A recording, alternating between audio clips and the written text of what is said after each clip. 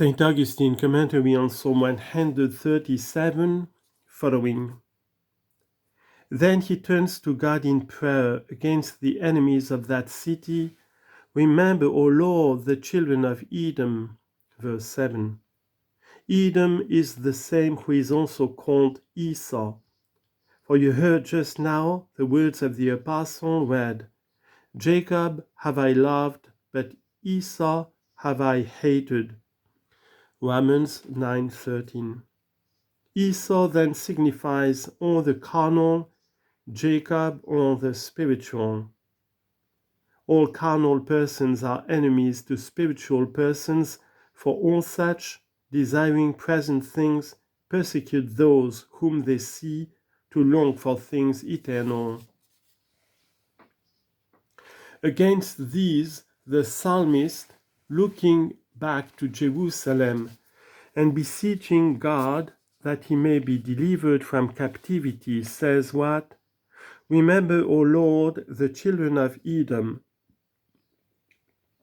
Deliver us from carnal men, from those who imitate Esau, who are elder brethren, yet enemies.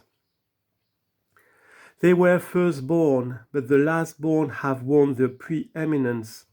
For the dust of the flesh has cast down the former, the contempt of lust has lifted up the latter. The other live and envy and persecute. In the day of Jerusalem, the day of Jerusalem wherein it was tried, wherein it was held captive, or the day of Jerusalem's happiness, wherein it is freed, wherein it reaches its goal, wherein it is made partaker of eternity. Remember, says he, O Lord, forget not those who said, raise it, even to the foundation thereof. Remember then, it means that day wherein they will to overthrow Jerusalem. For how great persecutions has the church suffered? How did the children of Edom, that is, carnal men, servants of the devil and his angels, who worshipped stocks and stones and followed the lusts of the flesh, how did they say, extirpate the Christians, destroy the Christians, let not one remain, overthrow them even to the foundation. Have not these things been said? And when they were said, the persecutors were rejected, the martyrs groaned.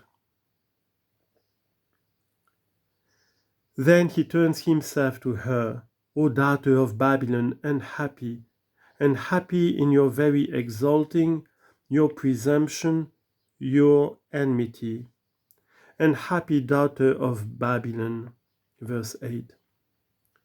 The city is called both Babylon and daughter of Babylon, just as they speak of Jerusalem and the daughter of Jerusalem, Zion and the daughter of Zion, the church and the daughter of the church. As it succeeds the other, it is called daughter. As it is preferred before the other, it is called mother. There was a former Babylon. Did the people remain in it? Because it succeeds to Babylon, it is called daughter of Babylon. O daughter of Babylon, and happy you. Happy shall he be that repays you as you have served us. What repayment means he? Herewith the psalm closes, happy that takes and dashes your little ones against the rock. Verse 9. Her he calls unhappy, but him happy who pays her as she has served us. Do we ask what reward? This is the repayment. For what has that Babylon done to us? We have already sung in another psalm, the words of the wicked have prevailed against us. Psalm 65, verse 3. For when we were born, the confusion of this world found us and choked us while yet infants with the empty notions of diverse errors.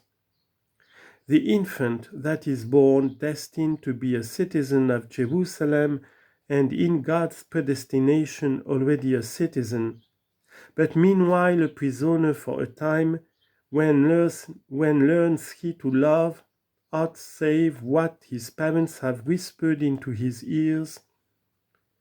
They teach him and train him in avarice, robbery, daily lying, the worship of diverse idols and devils, the unlawful remedies of enchantments and amulets.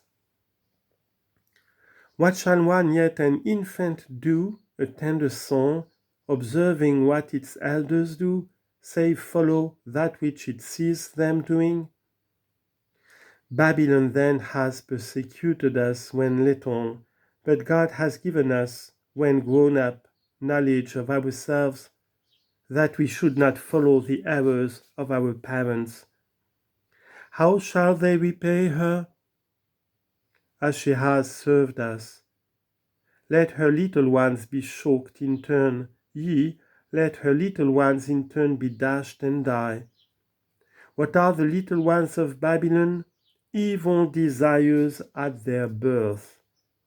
For there are who have to fight with inveterate lusts. When lust is born, before evil habit gives its strength against you, when lust is little, by no means let it gain the strength of evil habit. When it is little, dash it. But you fear, lest thou dashed it, die not. Dash it against the rock, and that rock is Christ. 1 Corinthians 10:4.